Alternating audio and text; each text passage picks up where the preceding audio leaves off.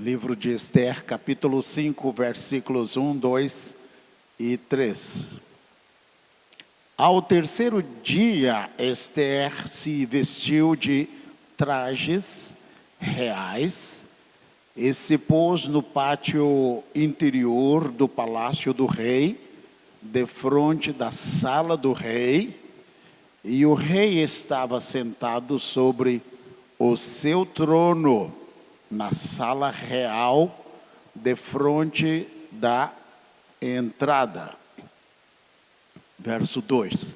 E sucedeu que, vendo o rei a rainha Esther, que estava em pé no pátio, ela alcançou o favor dele, e o rei estendeu para Esther o cetro de ouro que tinha na sua mão. Esther, pois, chegou-se e tocou na ponta do cetro. Então o rei lhe disse: O que é, rainha Esther? Qual é a tua petição? Até metade do reino se te dará. Amém? Podemos assentar?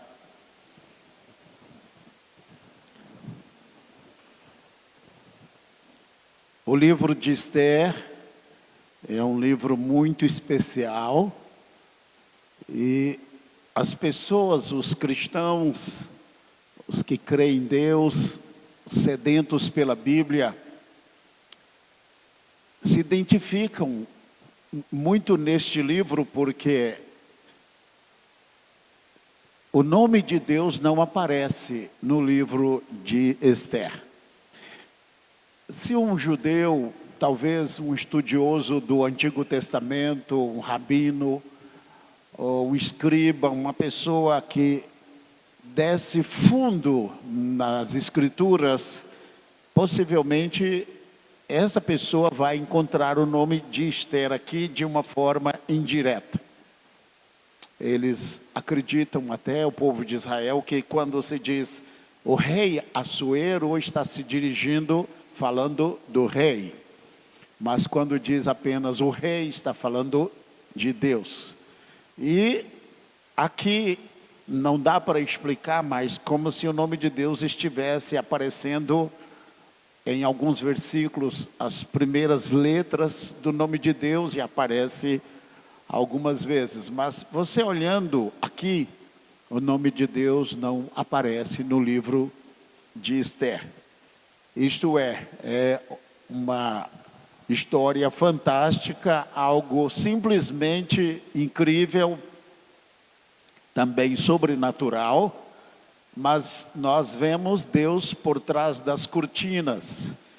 Mas o mais importante é que Ele está agindo. Diga para a pessoa do seu lado: o mais importante, meu irmão, é que Ele está o quê? Agindo. Então, nós estamos aqui domingo, segunda-feira, nós não vamos ver Deus, mas Ele está agindo. No dia a dia, nós não vamos vê-lo, mas Ele está agindo na terra, em cada nação, cerca de quase 200 nações em todo o mundo. Deus está agindo em cada pessoa. Deus, Ele de uma forma direta ou indireta, Ele está agindo. A palavra de Deus está frutificando e ela vai trazer o seu resultado.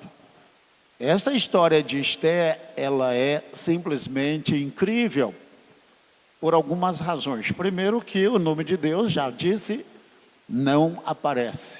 Mas mesmo assim, aqueles que acreditam em Deus, creem em Deus, acreditam em Deus, creem em Deus, eles têm vitória. Nos capítulos 8 e 9 do livro de Esther, acontece aquilo que o salmista diz no Salmo 30, 10 a 12. O Senhor transformou o pranto em alegria, a tristeza em folguedo. Está no Salmo 30, versículos 10, 11 e 12. E no Salmo capítulo 18, versículo 1 e 2, há uma descrição daquilo que Deus é para o seu povo. Ele é minha rocha, meu escudo, minha fortaleza, a minha proteção. Ele vai dizendo ali aquilo que Deus é para aquele que acredita nele. O livro de Esther mostra o poder da oração e do jejum.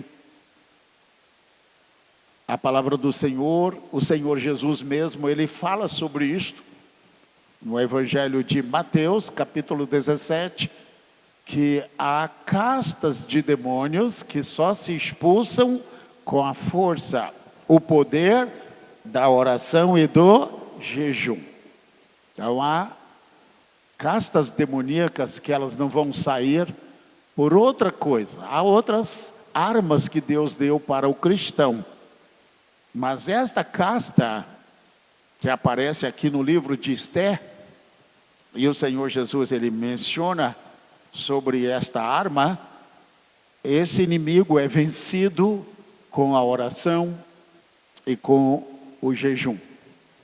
Nós sabemos que o Jonas, ele foi pregar em Nínive por causa da iniquidade, do pecado, da violência.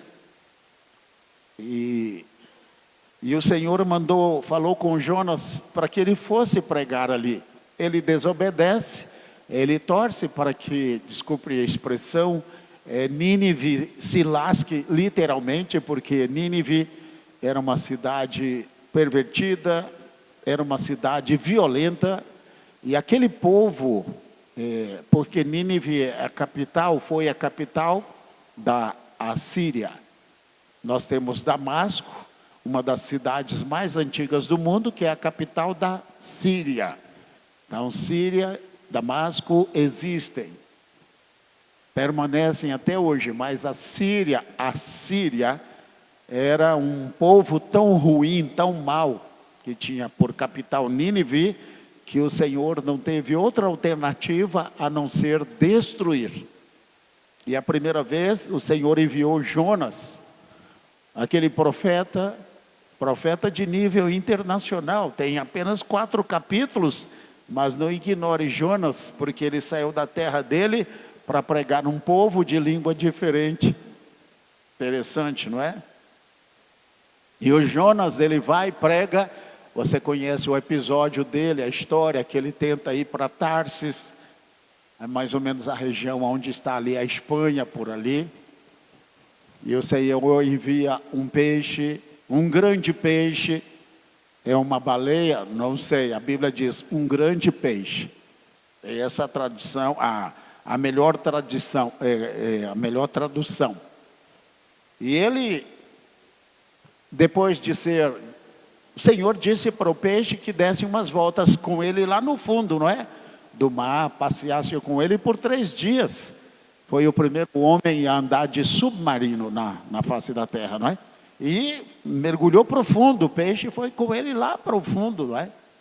Ele fala até das algas que estavam na barriga do peixe, na oração dele e tal, pedindo misericórdia a Deus. Depois o Senhor dá ordem ao peixe, e ele gorjeta o Jonas na praia do mar ali, e diz para ele, o que foi mesmo que eu disse para você fazer? Assim, é para você ir para Nínive, e você vai pregar o povo de Nínive, e você vai levar uma mensagem de juízo, para que Nínive se arrependa.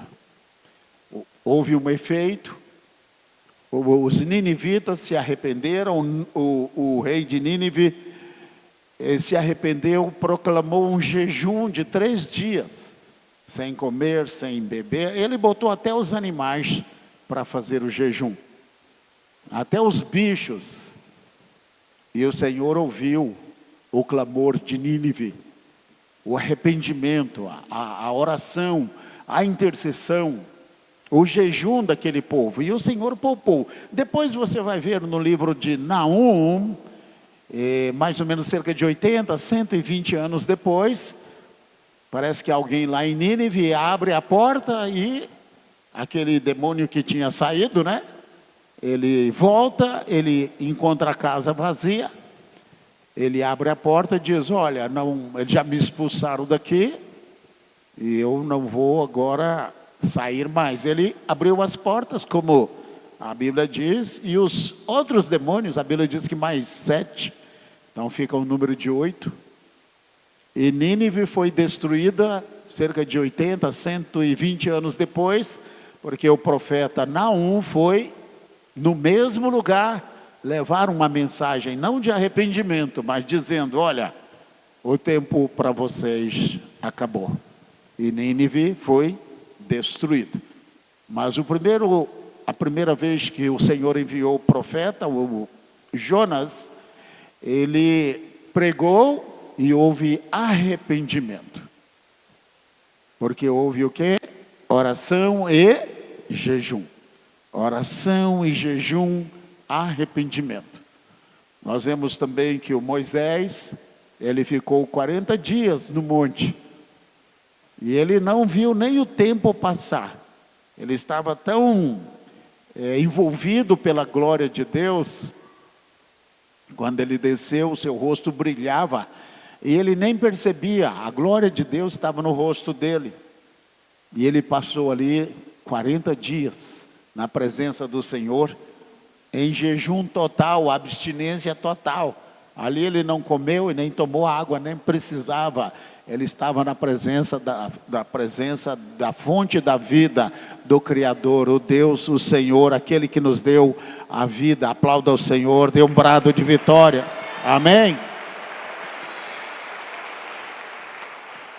Nós vemos que o Senhor Jesus, ele começou o seu ministério com 40 dias de oração no deserto, e ele ficou ali em jejum.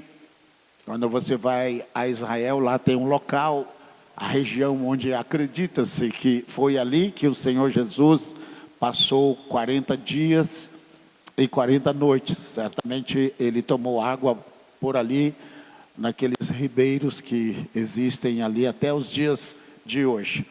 O Abraham Lincoln, no mais ou menos 1863, acredito, os Estados Unidos estava numa situação muito crítica, guerra civil, a economia despencando, estava numa situação muito, muito difícil.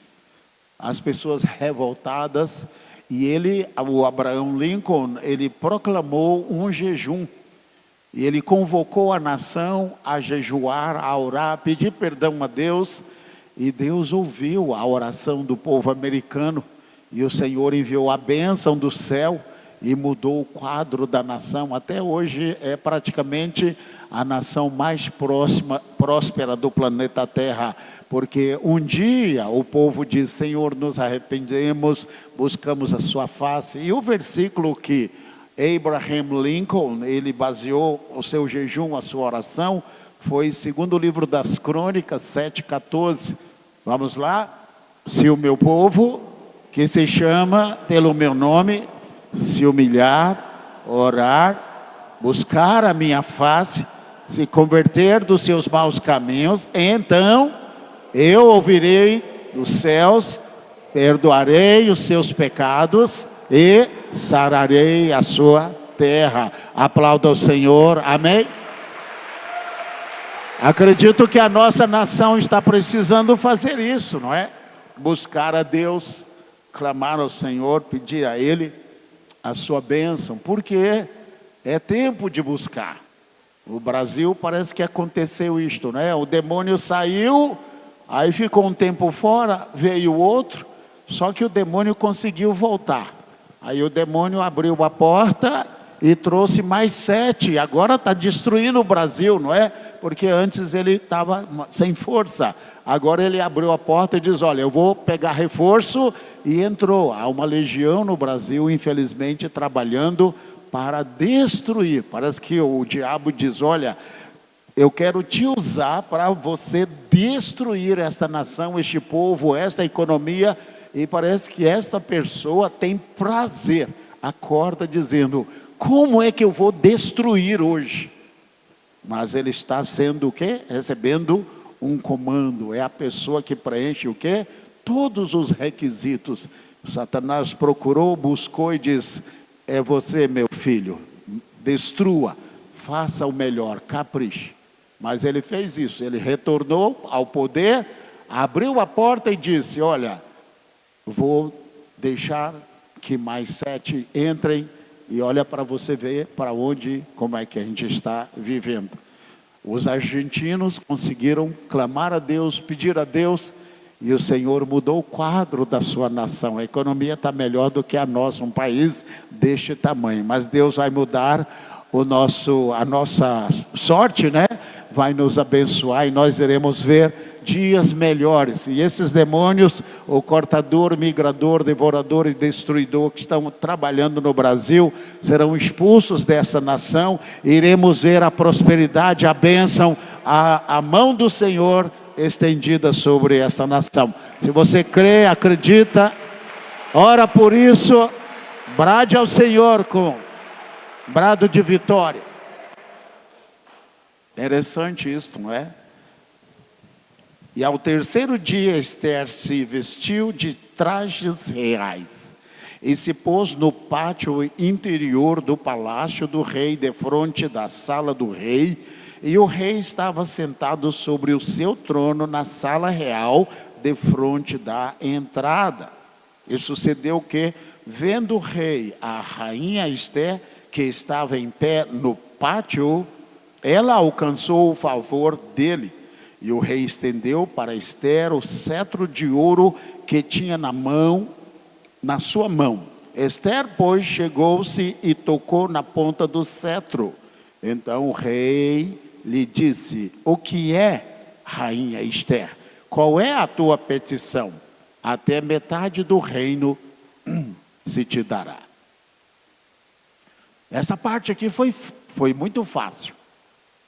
Eu não sei você, mas você já saiu para resolver uma situação difícil, que você sente aquele calafrio, a espinha gelar, você sente a boca amarga, não é verdade? Você sente que você está angustiado, você está tremendo.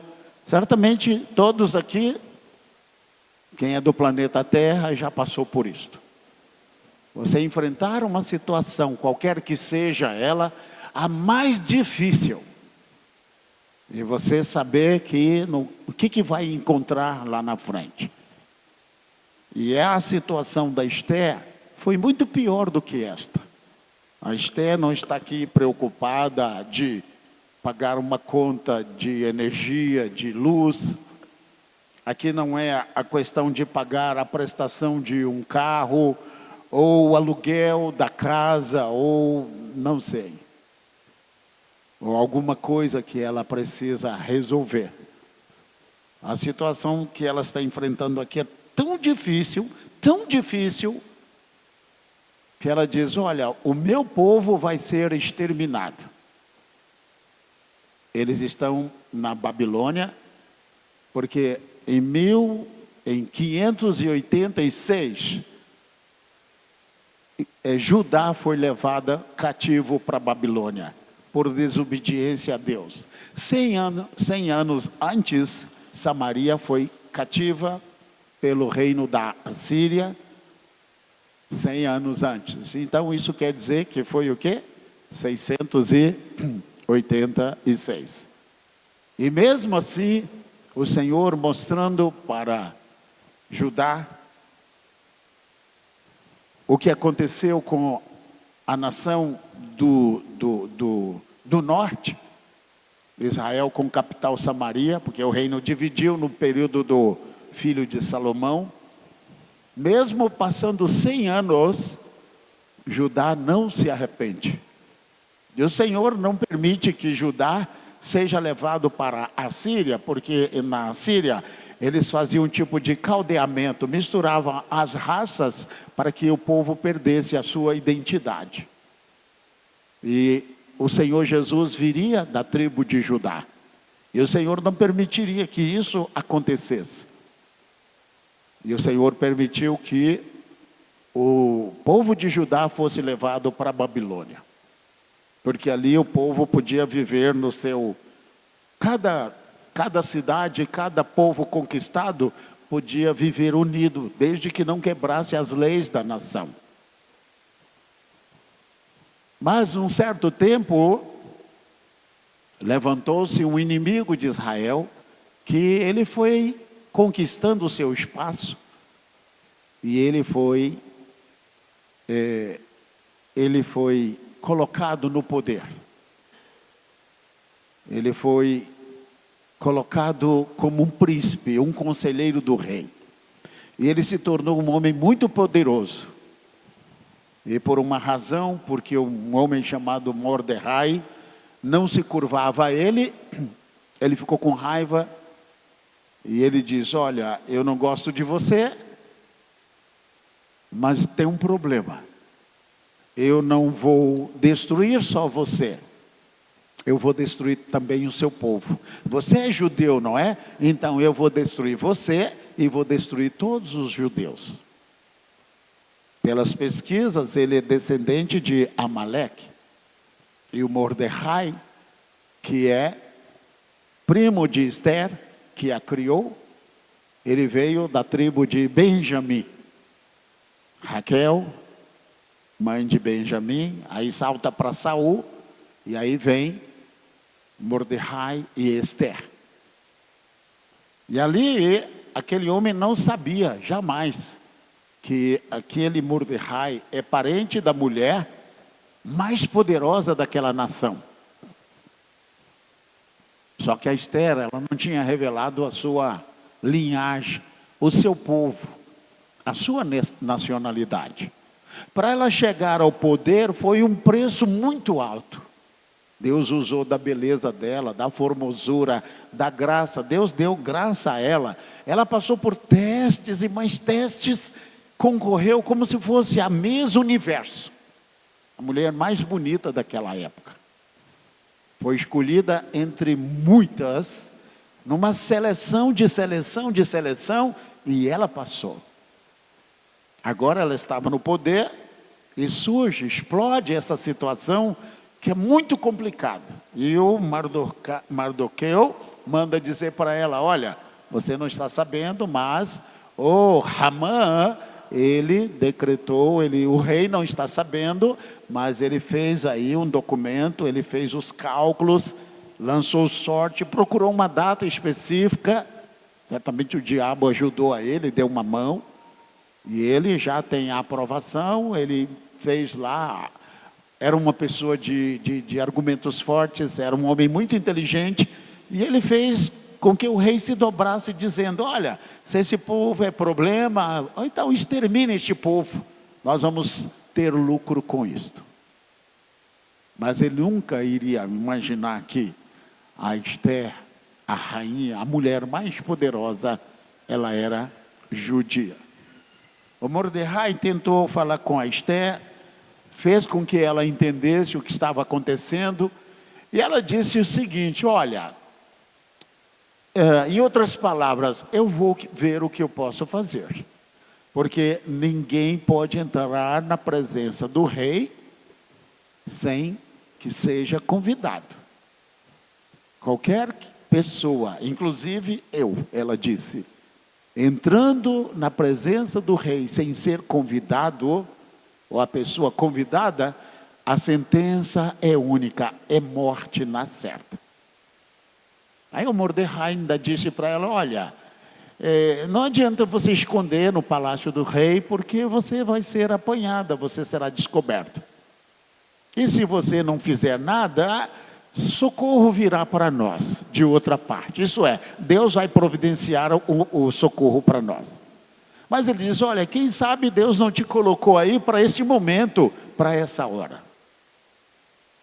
Ela disse assim: então faça o seguinte, vá, avise todos os judeus que por 3 dias não coma, eu não sei se não beba também, não é? Mas parece que foi um jejum total.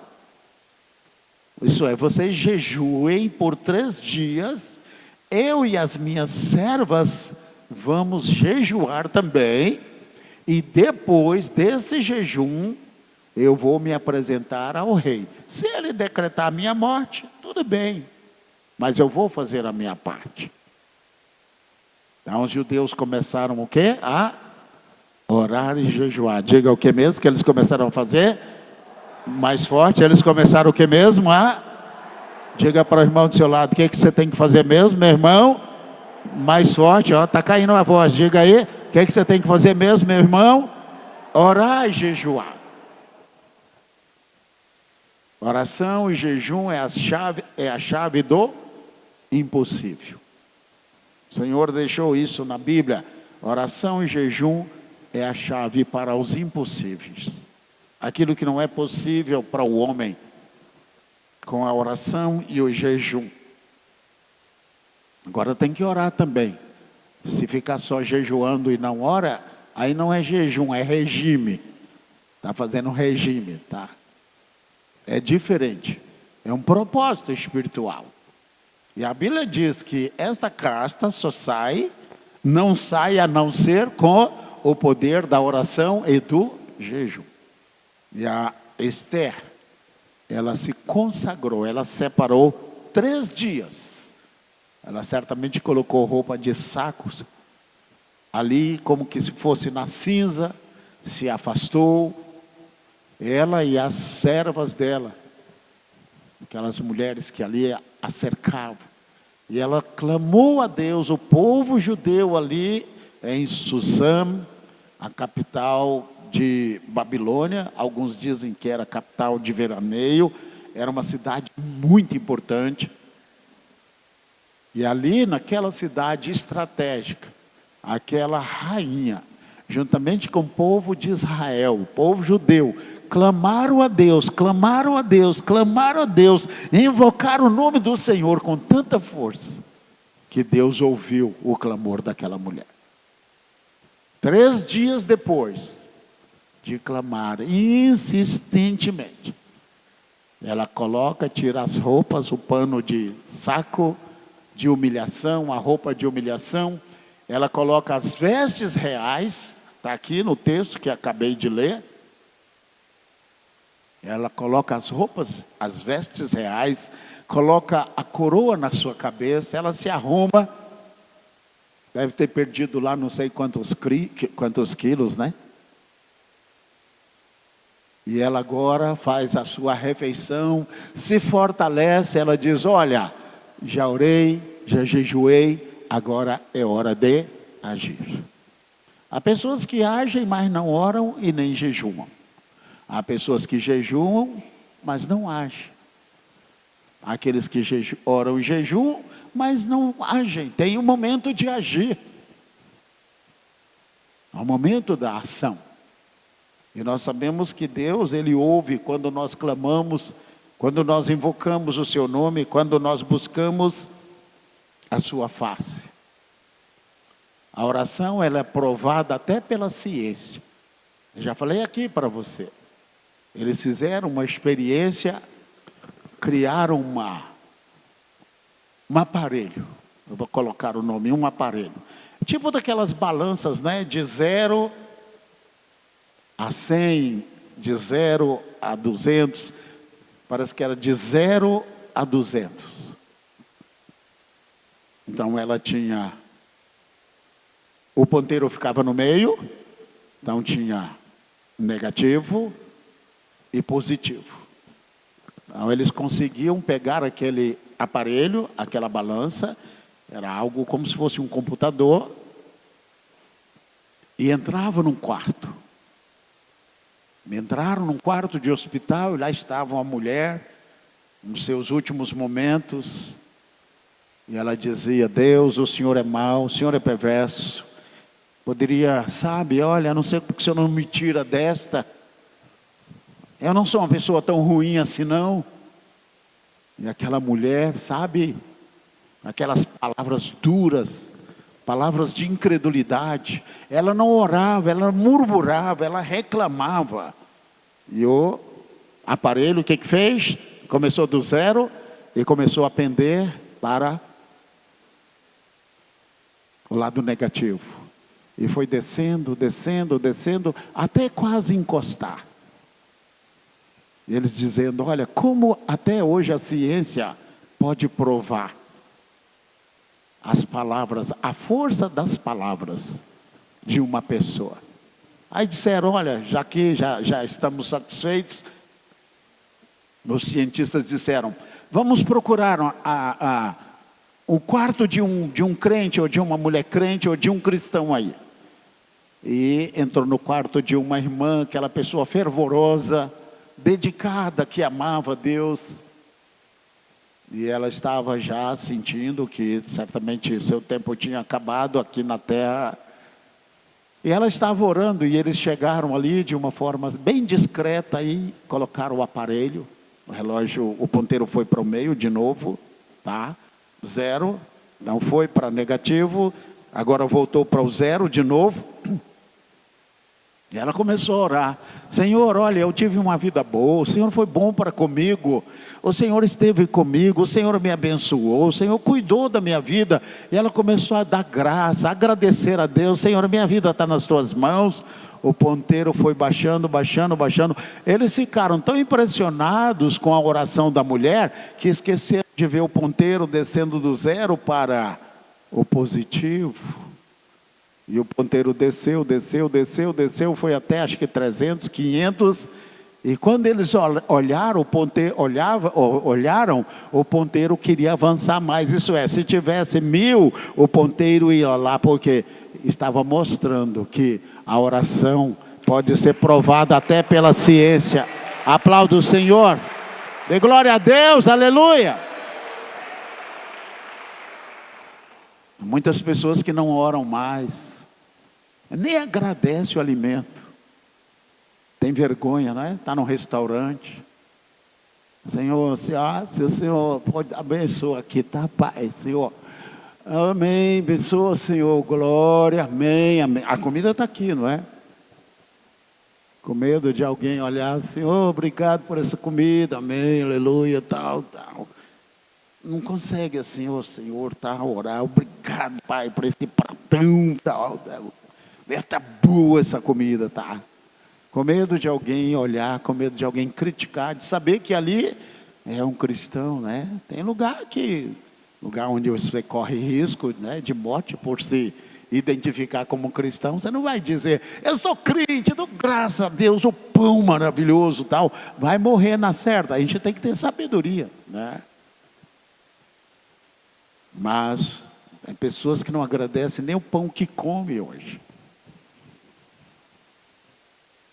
Tem vergonha de agradecer. E a ciência já provou que a oração, ela faz diferença. E quando a pessoa murmura, o ponteiro vai para cá. Quando a pessoa ora, o ponteiro vai para cá. E vai até dizer, olha, eu quero avançar mais, me deixa que eu quero ir mais. Aplauda o Senhor, dê um brado de vitória. Amém. E a rainha Esther, o que aconteceu com ela? Interessante, não é? Ela passou o tempo da busca, ela clamou a Deus, ela invoca o nome do Senhor, ela jejua 3 dias, ela se humilha, ela busca Deus. As pessoas estão se afastando muito de Deus. Há situações que nós não vamos resolver com recursos terrenos. A resposta vem lá de cima. É só buscar. Diga para a pessoa do seu lado, busca, meu irmão, clama ao Senhor. A Bíblia diz, invoca-me e te responderei, anunciar-te-ei coisas grandes e firmes, ocultas, que não sabes, pois assim diz o Senhor. Jeremias 33, 3. Se você crê e recebe essa palavra, aplauda o Senhor, dê mais um brado de vitória. Mais forte esse brado de vitória, aleluia. E a rainha Esther, como eu disse, ela não saiu para pagar uma conta, preocupada com alguma coisa. Ela não estava preocupada com o marido, com o filho, não estava preocupada, né? Com o neto, ou com um vizinho chato, ou com um patrão, ou com um funcionário, ou se o salário dela estava atrasado, ou alguma coisa. Aquela mulher estava com sobre ela um peso tão esmagador, que ela diz: eu tenho que buscar, preciso buscar a ajuda de Deus. E ela buscou o Senhor. Aqui ela está indo falar com o rei, que é o marido dela, mas não importa. Ali está o marido dela, mas ela não vai falar com o marido dela, ela vai falar com o rei. O marido dela não pode fazer nada, mas o rei pode, porque ele é o rei. O povo de Israel, você sabe que eles têm várias, vamos dizer assim, divisões no sentido de, eu vou usar a palavra denominações. É um povo só, mas tem várias linhas, o judaísmo. Aqueles que realmente creem na Bíblia, todos eles acreditam na Bíblia. Mas alguns leem a Bíblia de forma mais profunda. Você vai ver aqui que, nesse período, o Senhor, Ele muda o cativeiro do povo de Israel. Você vai ler os capítulos 8 e 9, por causa do jejum de Esther e do jejum do povo judeu, o rei, ele não pode revogar aquela lei, porque é lei de Medo e Persa. Eu estava vendo um comentário: olha, o jejum de Esther fez com que o rei revogasse aquela lei. Falou: isso aqui não pode. É lei de Medo Persa. Inclusive o rei diz: olha, eu não posso anular aquilo, isso aqui, mas uma coisa eu posso fazer. Eu posso escrever, criar, tá? Dar uma outra lei e assinar e selar com meu anel. Isso é, que os judeus se defendam. Aí o judeu: pode deixar com a gente não vai brigar, não estamos procurando, mas vamos nos defender. O exército de Israel é exército de defesa, não é? Você vê lá, o sarral parece, não é? Exército de defesa de Israel. Isso é, a gente não vai atacar vocês, mas se vocês atacarem a gente, vocês vão receber o troco, porque Israel vive olho por olho, dente por dente, mão por mão, pé por pé, queimadura por queimadura. É a lei. Então, você vai ver como o Senhor, Ele muda o cativeiro. A angústia, aquela expressão, não é? O choro pode durar uma noite, não é? Mas a alegria, como é? Ela vem ao amanhecer ou pela manhã. Foi o que aconteceu para Israel. Então, por causa da projeção de Mardoqueu, as pessoas passaram a ter medo dele, porque ele foi projetado. Isso pesou muito, que lá atrás ele ficou sabendo de duas pessoas que queriam tirar a vida do rei, e ele falou: olha, fica de olho nesses caras que eles estão querendo matar o rei, assassinar o rei. E a Esther passou para o rei averigou e diz: olha, eles estão tramando matar, assassinar o rei. Aí pegaram eles e enforcaram, mas o rei registrou lá tudo, e um dia o rei descobriu.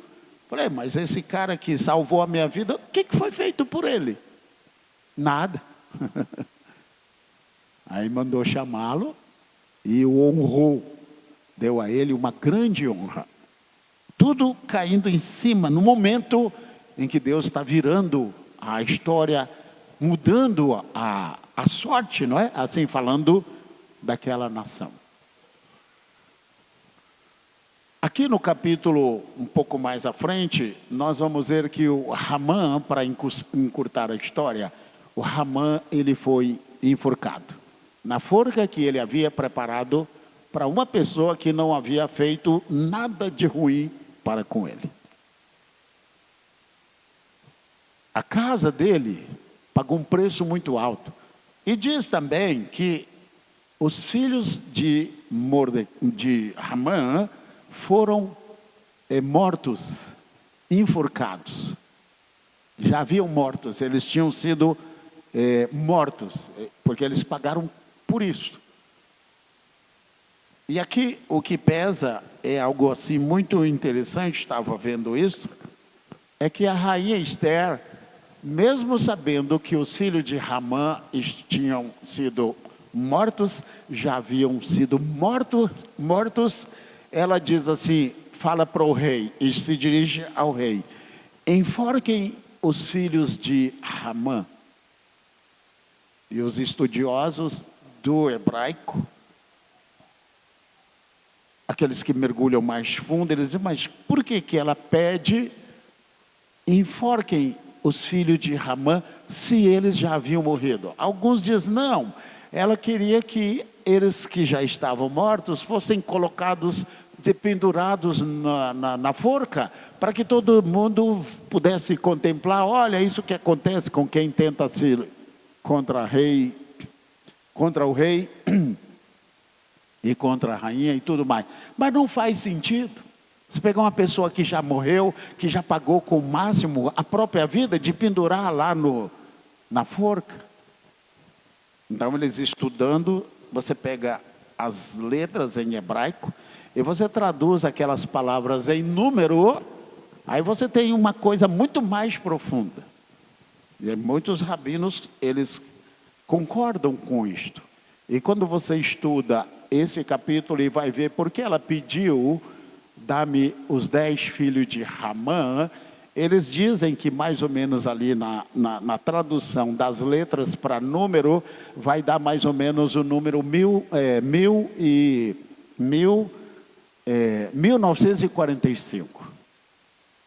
Tem lá, eles chegaram a essa conclusão, que as letras dão um número de 1945.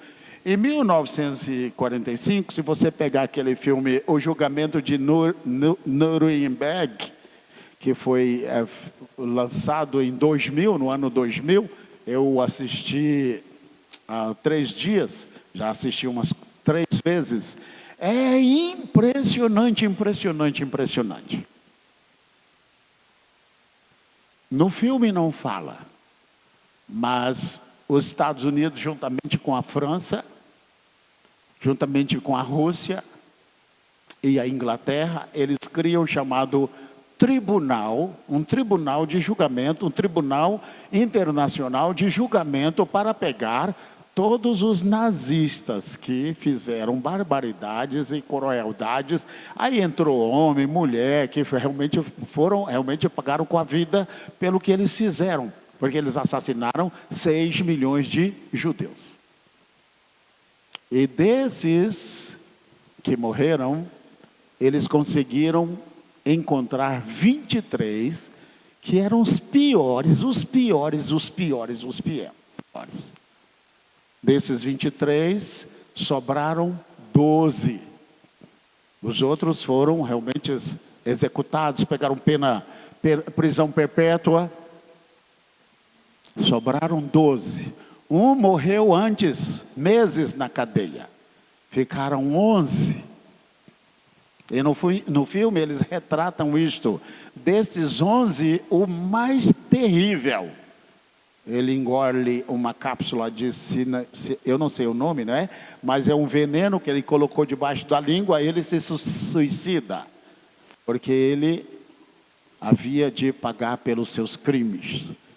Quantos ficaram? 10. E um deles disse assim: esta é a festa de Purim, de 1945, 46, não é? 1946, vocês vão executar os filhos de Ramã, de 1946. Isso saiu nos jornais. Isso é tão impressionante, irmãos, que uma mulher que ela faz um jejum de 3 dias, ela clama ao Senhor e ela abre a boca e certamente ela profetiza dizendo: olha, vão assassinar esse homem Ramã, não vai conseguir assassinar o povo judeu aqui em Babilônia, mas haverá um outro Ramã que vai assassinar judeus. Dá-me os filhos de Ramã. E ela diz: dá-me os 10 filhos de Ramã.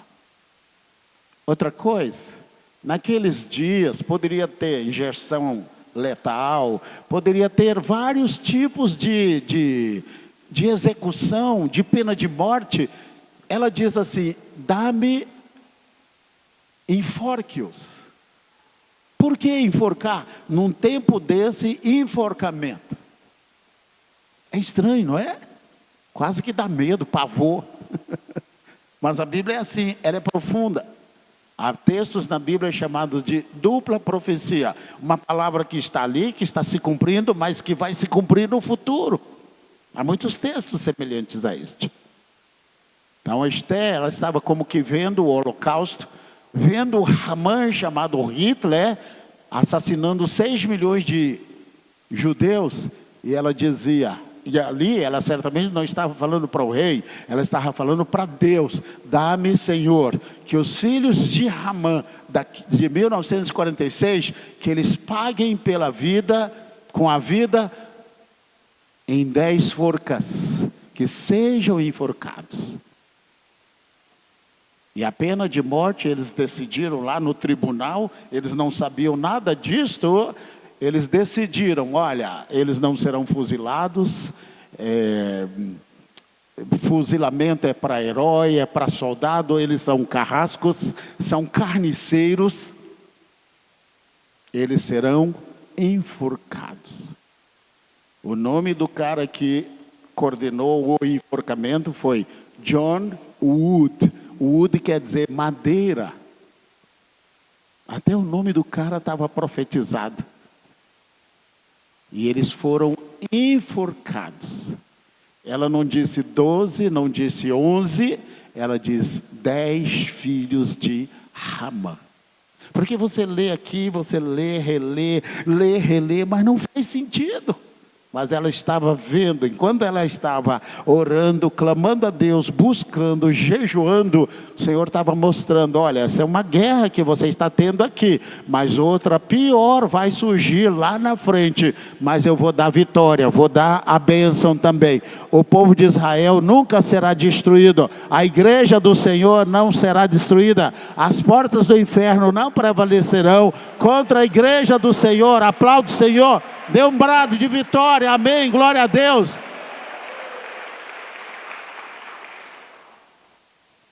Então o Senhor faz isto, Ele muda aqui a situação de Israel, de Judá. Deixe-me ler para você esse texto de Salmo 18, rapidinho, tá bom? Para encerrarmos, e depois o Salmo 30, versículo 11 e 12. Eu te amo, Senhor. Eu te amo, ó Senhor. Força minha.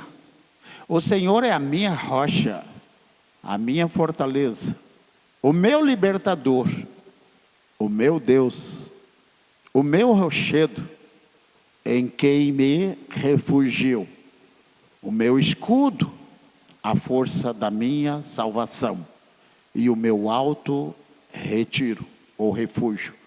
Invoco o Senhor, que é digno de louvor, e sou salvo dos meus inimigos. Olha como isso é forte, olha como isso bate com a história da rainha Esther. Olha o capítulo 30, versículo 11 e 12. Que Deus fez na vida desta mulher. Ouve ao Senhor, verso 10, Salmo 30. Ouve, Senhor, e tem compaixão de mim. Ó Senhor, sê o meu ajudador. Tornaste o meu pranto em regozijo.